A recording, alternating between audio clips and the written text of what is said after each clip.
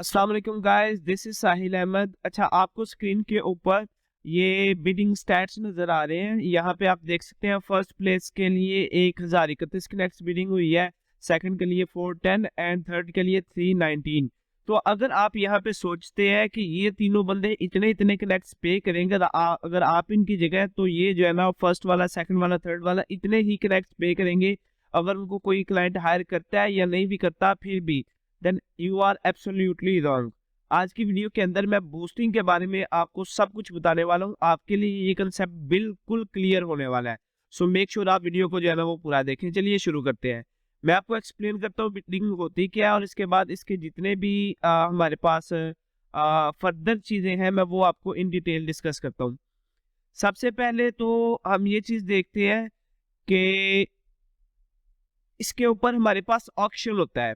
जब बूस्टिंग करनी होती है ना आपने, तो ये एक ऑक्शन की तरह वर्क करता है। ऑक्शन क्या है? ऑक्शन आप समझ सकते हैं कि जिस तरह बोली लगती है। अगर आप मंडियों में मार्केट्स में गए तो वहां पे जो बोली लगती है ना, जिसने ज्यादा प्राइस लगाई उसको जो है ना वो चीज सेल कर दी जाती है। सो ये जो टॉप 3 पोजीशंस है बूस्टिंग के लिए, इनकी ऑक्शन होती है।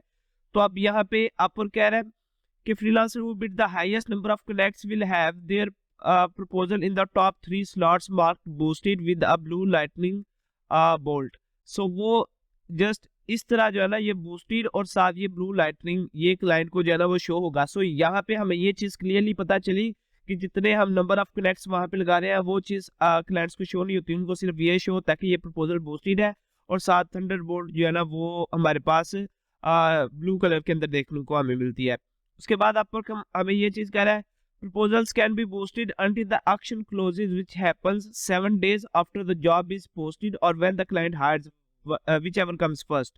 so यहाँ पे आपको ये चीज बता रहा है कि ऑक्शन जो होती है वो जॉब पोस्ट होने के बाद सिर्फ 7 डेज तक रहती है, या अगर 7 डेज से पहले पहले क्लाइंट किसी को हायर कर लेता है तो तब तक रहती है। जो भी इन दोनों में से चीज पहले आ गई तब ऑक्शन क्लोज हो जाती है। And once auction is closed आप अपने प्रपोजल को बूस्ट नहीं कर सकते। सो आपके पास बूस्ट करने के लिए कब तक का टाइम है? या तो क्लाइंट ने किसी को हायर ना किया हो, ऑब्वियसली अगर क्लाइंट ने हायर कर लिया तो आप क्यों उस जॉब के ऊपर बिडिंग करेंगे, बट एनीवेज, या क्लाइंट ने हायर ना किया हो, या सेकंडली उस जॉब को 7 दिन से ज्यादा दिन ना गुजरे, मतलब 7 दिन से कम हो, तब आप उसके ऊपर कर सकते हैं। अब नेक्स्ट हम देखते हैं कि ये किस तरह काम करता है। यहाँ पे आपने हमें 4 पॉइंट्स बताए हुए हैं।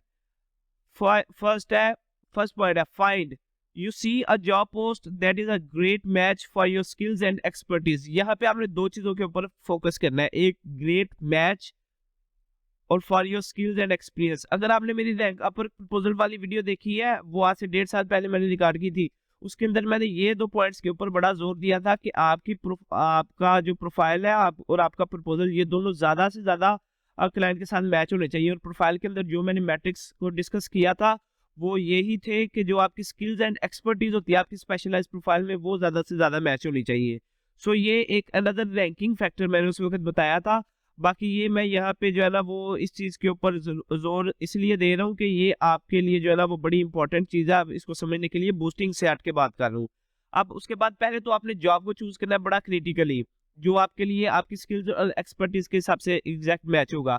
उसके बाद हमने डिसाइड करना है कि अगर ये जॉब की वैल्यू अगर है, अपन कहता है if you really value the job you can bid to boost your proposal। It's always optional and clients will still receive your proposal if you don't boost it।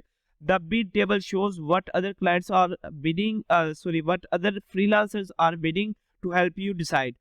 So Upwork यहाँ पे हमें ये चीज 3 चीजें बता रहा है। Upwork कहता है कि ये जो बिडिंग है ये ऑप्शनल है। अगर आप इसको बिडिंग बूस्टिंग नहीं भी करते तो फिर भी आपको क्लाइंट को आपका प्रपोजल जो है ना वो शो हो रहा है। उसके बाद जो टेबल है जो मैंने वीडियो के शुरू में दिखाया था, उससे वो अपन ने इसलिए शो किया कि हमें डिसाइड करने में आसानी हो कि हम कितने कनेक्ट के साथ बूस्टिंग करना चाहते हैं। उसके बाद जी थर्ड पॉइंट आता है हमारे पास, set the maximum number of connects you are willing to spend to win one of the top spots as a boosted proposal। This bid cost will be in addition to the regular requirement of connects to submit a proposal। so यहाँ पे obviously हमें पता है कि top 3 positions है boosting के लिए, तो आप पर कहता है कि आप जो है ना जितने भी कनेक्ट्स मैक्सिमम आप ऑफर करना चाहते हैं, जो टॉप 3 पोजीशंस है उनके लिए वो आप ऑफर कर सकते हैं। और ये जो कास्ट होगी ये बिडिंग कास्ट के साथ एक्स्ट्रा होगी। मतलब एक प्रपोजल के ऊपर बिडिंग करने के लिए नॉर्मली आपको 6 कनेक्ट्स लगते हैं, तो जो बिडिंग करने के लिए आप कॉस्ट लगा रहे हैं कनेक्ट्स की वो एक्स्ट्रा काउंट होंगे। उसके बाद ये fourth, see the auction results. So if you have bid more than other freelancers, we will highlight your proposal to the clients by putting it in the top 3 slots and adding a boosted icon with a blue lightning bolt. If you are outbid, the label and the lightning bolt will be removed from your proposal and your proposal will be moved down to the list. So this is very important point. यहाँ पे boosting किस तरह, boosting का जो auction का result है वो किस तरह आता है आपने वो यहाँ पे बताया हुआ है।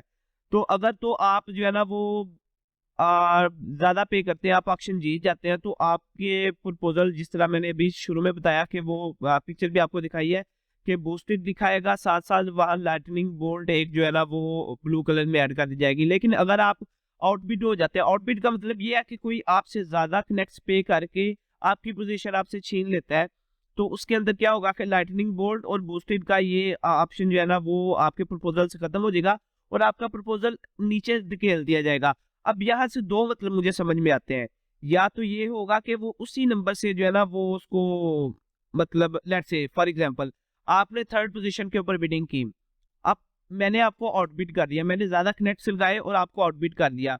अब यहाँ पे मुझे ये लगता है कि अपवर्क आपको बहुत ज्यादा नीचे धकेलने की बजाय फोर्थ पोजीशन दे देगा मेरे से बाद वाली, क्योंकि आपने प्रपोजल को बूस्ट दिया था। तो मे भी अपवर्क आपको इस चीज की लेवरेज दे, क्योंकि अपवर्क ने यहाँ पे बोला your proposal will be move down the list, यानी नीचे कर दिया जाएगा। अब अपवर्क ने ये नहीं बताया कि एग्जैक्टली नीचे कर दिया जाएगा या वो वैसे ही नीचे धकेल देगा, मतलब और आपसे ऊपर अनबूस्टेड प्रपोजल भी ले आएगा जो कि जॉब से ज्यादा रेलिवेंट होंगे, क्योंकि मैं रेलिवेंसी को बड़ा कंसीडर करता हूँ। बाय डिफॉल्ट अपवर्क जो है ना वो रेलिवेंसी के हिसाब से प्रपोजल शो करता है। अब यहाँ पे अपवर्क ने अगेन ये चीज बताई है, the auction is closed after 7 days और अपॉन द फर्स्ट हाई, ये चीज हमने जो है ना वो डिस्कस कर लिया। उसके बाद अपवर्क ने बोला आप प्रपोजल जो है ना वो बूस्ट नहीं कर सकते। उसके बाद ही हम देखते हैं कि जब आप बिड करते हैं तो उसके बाद क्या होता है बूस्टिंग के साथ। So when you boost a proposal you are immediately charge the connects needed to submit the proposal plus the amount you bid to boost it. सो यहाँ पे जितने आपने सबमिट करने के लिए कनेक्ट्स चाहिए थे वो, और उसके बाद टोटल अमाउंट वो आपकी डिडक्ट हो जाती है। These will show up as 2 separate charges in your connect history. So connect history जो आपकी होती है वहाँ पे 2 separate charges हमारे पास शो होंगे, the cost for the proposal and the cost to boost. So these are the costs जो कि वहाँ पे शो होंगी। When the auction closes, your full auction bid is refunded and you are charged the correct amount. ये point हमारे पास, इसको मैं जो है ना वो फर्दर डिस्कस करता हूँ यहाँ नीचे एग्जाम्पल के साथ।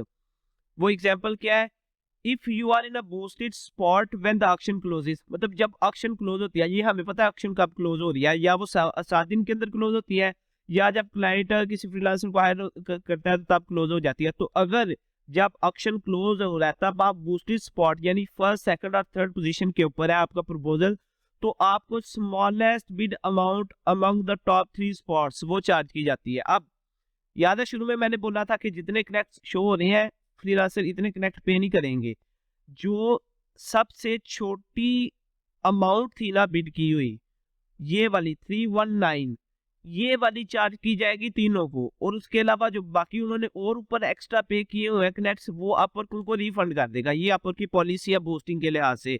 सो इसलिए मैंने ये चीज बोली। आप ये देखें यहाँ से 1031 माइनस 319 712 कनेक्ट्स फर्स्ट बंदे को अपवर्क रिफंड कर देगा, इवन के वो टॉप 3 पोजीशंस के अंदर भी है अगर, और ऑक्शन क्लोज हो जाता है तो सिर्फ वो कनेक्ट्स उसको चार्ज किए जाएंगे, बकाया अपवर्क उसको वापस कर देगा। ओके, सो ये चीज बड़ी इंपॉर्टेंट है समझने वाली, क्योंकि ये ग्रुप के अंदर आप पोस्ट देख रहे हैं, लोग देखे पैनिक हो रहे हैं, वो सैड रिएक्ट कर रहे हैं, वो हा रिएक्ट कर रहे हैं। ये आप कमेंट्स मेरे ग्रुप में जाकर पढ़ के देख सकते हैं। 1K connect crazy.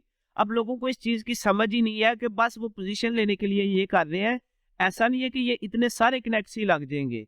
ये चीज बड़ी इंपॉर्टेंट है आपके समझने के लिए। अच्छा, अब उसके बाद हम ये चीज नेक्स्ट देखते हैं। अपन कहते हैं if you not in a boosted spot when the auction closes, तो जब ऑक्शन क्लोज हुआ तो आप बूस्टेड स्पॉट के अंदर अगर नहीं है तो फिर you will be refunded the full amount you boosted if you never occupied a boosted slot और if the you boosted one sorry or if you occupied one but did not receive any eligible interaction from the client while boosted। तो आपको यहाँ पे कहता है कि auction close हो गया और आप बूस्टिंग स्पॉट में नहीं है, तो आपको रिफंड होगी दो सूरतों के अंदर।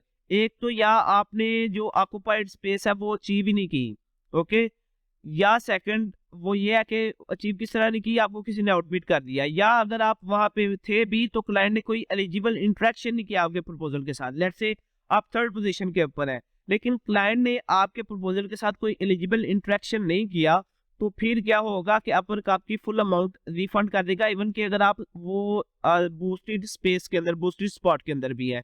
इसकी एग्जांपल क्या है कि मैं इसकी एग्जांपल आपको बाद में बताता हूँ। सेकेंडली आपको कहता है you will B charge exactly what you bid if your proposal occupied a boosted slot at some point and received an eligible interaction।